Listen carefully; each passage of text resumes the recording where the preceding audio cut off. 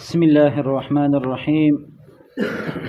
وعن أبي هريرة رضي الله تعالى عنه قال قال رسول الله صلى الله عليه وسلم: إذا وقع الذباب في شراب أحدكم فليغمسه ثم لينزعه فإن في أحد جناحيه داء وفي الآخر شفاء.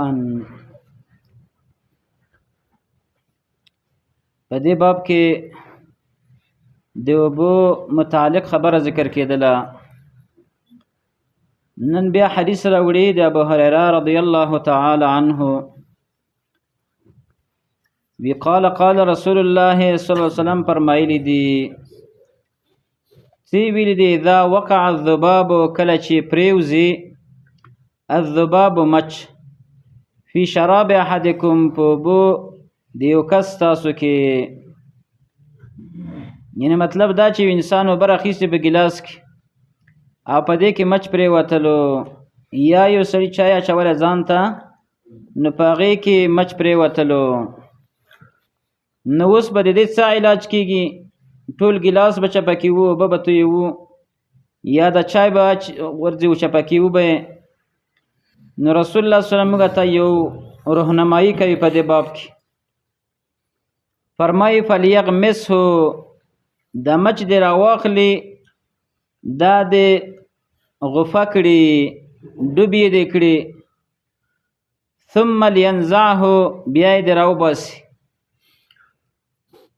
بیا فرمایي فإن فی احد جناحیه، وی ځکه چې د دې په د یو وزر کې، په یو وزر د مچ کې څه دی؟ داءن، په دې کې مرض ده، وفي الاخر شفاء، په دې بل کې شفا او علاج ده. دا بل روایت کې راځي وانه يتقي بجناحه الذي فيه داء، وی مچ ده د ځان بچ کی په هغه وزر باندې چې په هغه کې مرض ده.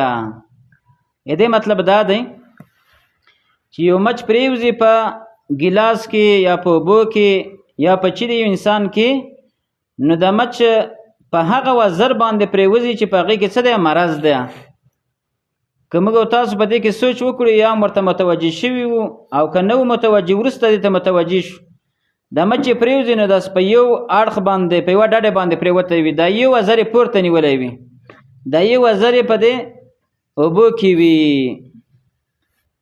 نو رسول الله موږ ته د دې بیان وکړو چې دا کوم وزر یې په دې اوبو کې داخل کړی دی، نو په همدې کې مرض دی او په دغه طرف باندې د ځان بچ کی وي،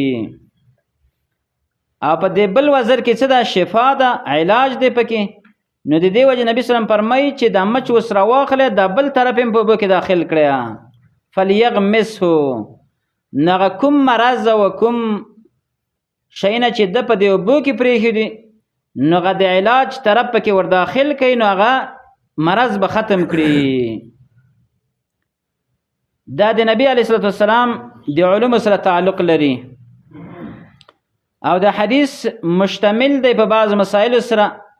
یوه مسله د حدیث نه دا ثابته شوله چې د مچ په پریوتلو سره هغه اوبه نه مردارېږي، او بله طریقه بله فایده دا راووتله چې کله مثلا مچ پکې پریوزي نو دا اوبه خو مردارې نه شولې، یو څه ناڅه مرض او دا شان پکې داخل کړه، نو شریعت وی چې ټول مچ پکې داخل کړه د دې لپاره چې هغه شفا هملته پکې لاړه شي، نو تاسو به ضرر نه درکوي. دې نه بله فایده دا هم راووتله چې کله دغه کار موږ وکړو نه د اوبه چې دي دا نه پلیتېږي، بلکې د دې اوبو نه یا د دې چي نه استفاده کول پکار دي. ډېر خلک دغسې دي چې هغوی یا په دې باندې خبر نه دي او یا به باندې خبر دي، لیکن طبیعت نه مني، هغه جدا خبره ده. د انسان طبیعت جدا خبره ده، لیکن موږ او تاسو به دې ته د اوبو ته پاکې وایو چې د اوبه پاکې دي، دې ته به مردارې نه وایو.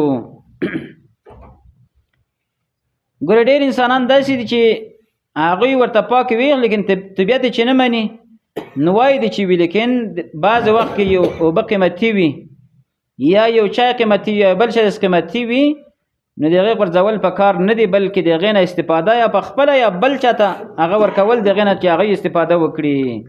د حدیث نه دا فایده راووتله چې د شی مردار نه شوله، خو لیکن غورځول په کار نه دی او دغسې ضایع کول په کار نه دی، بلکې د هغې نه استفاده په کار ده. د دې په حکم کې بعضې نور شیونه هم داخل شوله. د حدیث نه دا فایده هم راوځي.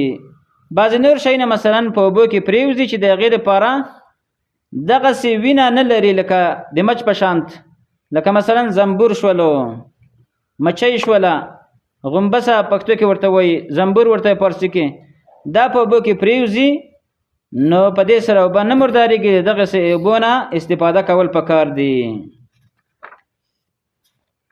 بل حدیث راوړي وعن ابي واقد الليثي رضي الله تعالى عنه قال فرمای قال رسول الله فرمایلی دی ما قطع من البهیمه، هغه چې پرې کړی شي د یو حیوان نه، وهي حیه چې هغه ژوندی وي، فهو میت، نو دغه ټوکړه چې ده څه ده؟ د مرداره ده. دې مطلب دا دی چې یو ژوندی حیوان دی، یو انسان راولګېدلو د دغه ژوندي حیوان نه یو عضو، یو اندام، یو غوښه، یو حصه د غوښې پرې کړله.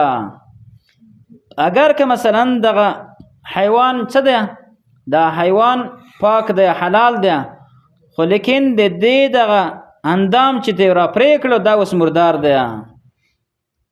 دا څه دی؟ دا مردار دی. فهو میت، ځکه دا خو ذبح نه شوله که نه، په شرعي طریقې سره د دې ذبح ونه شوله، دا مرداره حصه ده. د باب سره مناسبت دا ده چې دغه ټوکړه د غوښې چې دا را پرې کړې ده او د حیوان ژوندی دی، دا په اوبو کې پرېوتله، نو د دې سره به اوبه څه کېږي؟ دا به ورسره پلیتېږي. بیا د دې نه یو دوه استثناءات علماو ذکر کړي دي، لکه مثلا پشم دی، د ګډو بیزو پشم دی، دا ګوره جدا کېږي د چا نه؟ د حیوان نه، لیکن دا ترېنه مستثنا دی، دا پاک دی که چېرته په اوبو کې پرېوتلو. نو د دې سره یو بله استثنا هغه علماو دا هم ذکر کړې ده، د اوسۍ په د نامه کې یوه غوټۍ ده چې مسک او یا مشک عطر ورته وایي، دا هم داسې به غوټۍ ده چې ښکاري لاړ شي د اوسۍ وولي، نو هغه ژوندی وي، زر په کات هغه حصه د مشکو ترېنه را پرې کړي او بېرته اوسۍ خوشې کړي. د مشک یا مسک کوم عطر چې دا ډېر قیمتي دي او دا د اوسۍ د نامه په غوټۍ کې دا موجود وي. اوس ګوره دلته اوسۍ ژوندی ده او دغه غوټۍ ترې را پرې کړی شوله او د دې نه عطر جوړ کړی شول، دا خو خپل عطر دی او دا یو انسان په جامو باندې وهي، نو دا خو به مردار وي که نه؟ نو دا ترېنه مستثنا ده. د دې وجه نه په حدیث کې د دې استعمال او د دې هغه راغلی دی.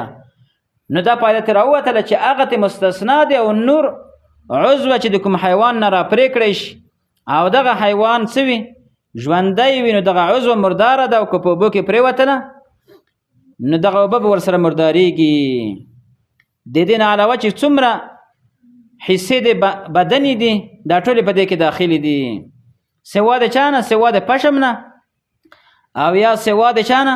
د هغه غوټۍ د اوسۍ د نامه کې چې کومه د مسکو د مشک د عطرو پرته ده هغه ترېنه مستثنا شوله.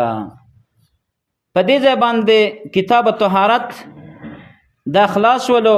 باب الآنیه د لوښو بحث به انشاءالله په راتلونکي درس کې وایو چې کوم لوښي موږ تاسو استعمال کو، کوم نشو استعمالولی، نو دا به انشاءالله په راتلونکي درس کې بیا بیانوو. وبالله تعالی التوفیق.